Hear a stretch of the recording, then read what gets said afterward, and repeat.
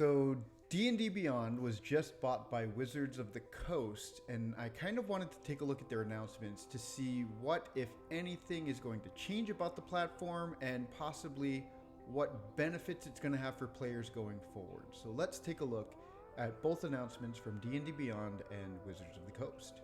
Alright, so as I said, D&D Beyond was just bought by Wizards of the Coast. Let's take a look first at D&D Beyond's announcement and kind of get a sense for what they are planning going forward.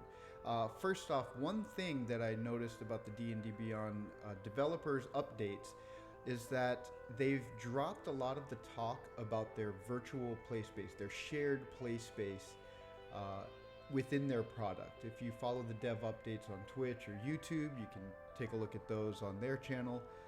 They have stopped talking about the shared play space that they were talking about for a long time now. But I think possibly going forward, since they are now officially a Wizards property, hopefully they'll be able to dedicate more resources into D&D Beyond and create a shared virtual play space. If you look at MTG Arena and how that's taken off, I think a lot of people are looking into playing online and the ease of use of online play, especially after something like COVID-19 that we've all just lived through and being in lockdown, everybody communicating via things like Discord or Roll20, playing on virtual tabletops like Foundry and so on. I think D&D or Wizards of the Coast is planning on creating more of these opportunities to play and connect players online. It also allows D&D, I think, and this just kind of goes into the whole, everybody's watching what you're doing online, but it will allow Wizards of the Coast to see and interact with players in a different way.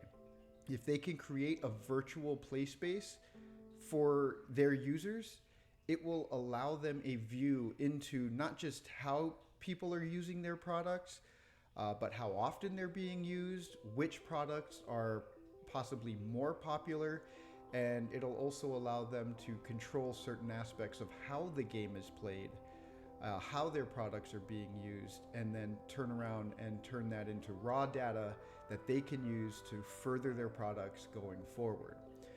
So here on D&D Beyond's page, always felt like part of the same family. They've been very closely related with one another. Up until this point, D&D Beyond has been a licensed distributor of D&D products. Now that they are officially part of the Wizards of the Coast family, can this mean, since they are no longer just a licensed distributor, but in fact a part of the company, could that mean that D&D Beyond could use product codes to unlock content on their site? So if you buy a physical copy of a book, could you potentially get a code for that same book to either unlock a discount or just unlock the content altogether on D&D Beyond? It doesn't really say that here, but you could definitely see something like that happening. If you're a little bit more into the legal side of that, you have a better idea, please leave a comment down below. Let me know what you think. But the D&D Beyond official statement, not a whole lot to lead us to think about that.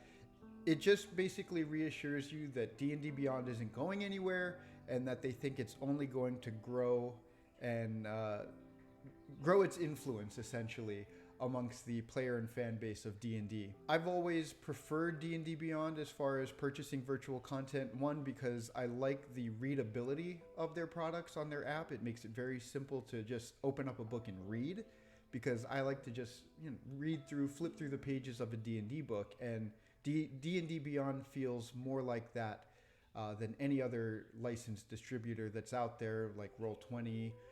You can't just open up an app and flip through a D&D book, but you can with D&D Beyond.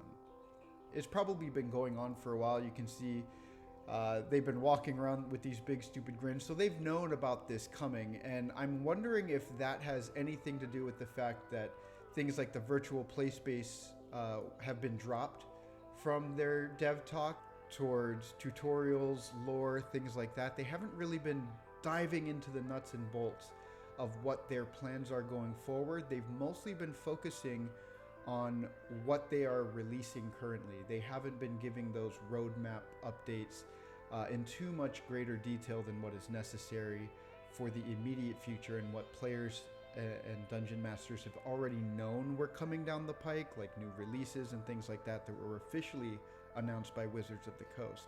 So I'm wondering if Wizards is going to lay out some sort of new roadmap for what they intend D&D Beyond to look like going forward. We know this year is going to have a lot of changes for Dungeons & Dragons as a property, so I think we could see a lot of changes coming to D&D Beyond as well. If you watch Ted from Nerd Immersion on his YouTube channel, he also brought up the fact that we could be seeing some changes as far as things like Unearthed Arcana content being released on D&D Beyond. Now that they're all part of the same team, they are going to be a more closely related group of teams working together. I think maybe that's a possibility. I'm not sure that Unearthed Arcana content should be released on something like D&D Beyond just yet, because a lot of the Unearthed Arcana content is only temporary, and trying to upload and then take it down could become somewhat complicated unless they decide to just leave up Unearthed Arcana content and it's just a button you can click on and off of your player sheets if you're making a character with any Unearthed Arcana content. I'm sure with the dev update coming up later this week on Twitch, we'll get a big update. So that'll be Thursday at 10 Pacific time. So we'll stay tuned with that. And also on the Wizards of the Coast official announcement here, they actually break down some interesting numbers. So 10 million users of D&D Beyond is nothing to shy away from. And there is a Polygon article out today that kind of lays out a little bit more of the numbers as far as what is WotC's contributions to the Hasbro Corporation, things like that. So there is a good Polygon article out there that you can pull up and take a look at, which breaks down a little bit more of the numbers on that. It also tells you that the team of people working at D&D Beyond, 80 people across US and Europe. So that's not a small team, but we've been getting less and less updates on the virtual play space. So I'm wondering how much of them are still committed to working on those new updates. Maybe a lot of them have been sort of pushed into trying to fix a lot of the bugs and things that were up on D&D Beyond over the past couple of years with new content. Anybody who's played Cleric might know that. One of these last lines, a desire to continue making your experience playing the world's greatest role-playing game even better. So they do have plans to change, update, and grow D&D Beyond moving forward. They're also talking about having more to share. So you're going to have to kind of read into this a little bit, but it is a sort of quirky line. Hone those perception checks and warm up your dice, digital and otherwise. So we're going to see a lot of changes to D&D Beyond as a platform. I hope they don't take away the readability of it as far as the app is concerned. That's one of my favorite things. But let me know what you think down in the comments down below.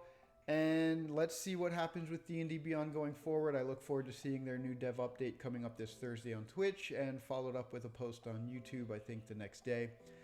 So let me know what you think in the comments down below. If you're excited about this change, WotC buying D&D Beyond, be sure to like this video and check out my other D&D Beyond tutorials that I have below. I know their official website doesn't have a whole lot of tutorials on how to use their platform, and I plan on making a lot of changes to our YouTube content right here with new tutorials on all the new features that are going to happen going forward.